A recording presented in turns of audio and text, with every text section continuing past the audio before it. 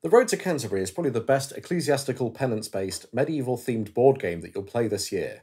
A game that's not just for 2 players or even 4 players, but a game for 2 to 3 players. You too can take on the role of the unscrupulous pardoner in the Canterbury Tales, just like you've always wanted. The Road to Canterbury. Not a game you're going to find in Toys R Us. I'm dying of play. Oh, all right, mate, chill out. I mean, look at it. Look at you fat. I mean, just look at it. It's just so beautifully crafted, with artwork from the medieval era supplied by the great Hieronymus Bosch, and a theme developed from Chaucer's great The Canterbury Tales. With him there was his son, a young squire, a lovely and lusty bachelor, with locks krull as they were laid in press. Of 20 year of age he was, I guess.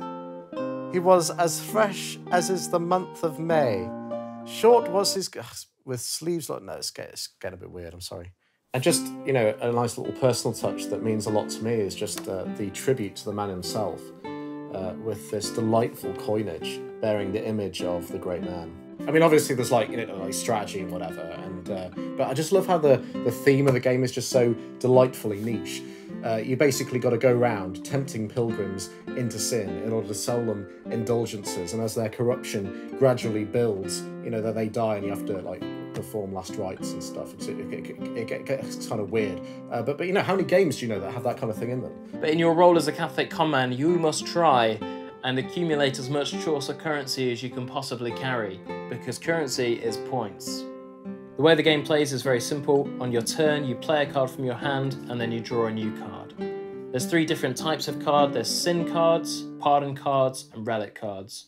Relic cards give you special abilities, things that break the rules, but the other 2 cards are the real bread and butter of the game. So you're going to be playing sin cards, building up as much as you possibly can, and then pardoning at the opportune time to get the maximum amount of points.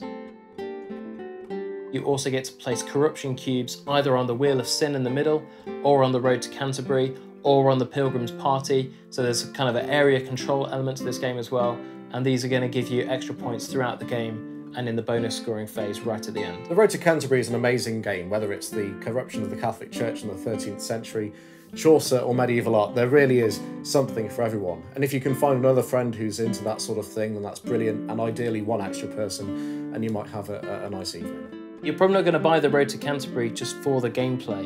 You're just going to buy it because it's wonderfully weird, and the people that you play it with, they're probably wonderfully weird too. I sing of a maiden that is Make-a-Lees, king of all our kings, to her son that she cheers.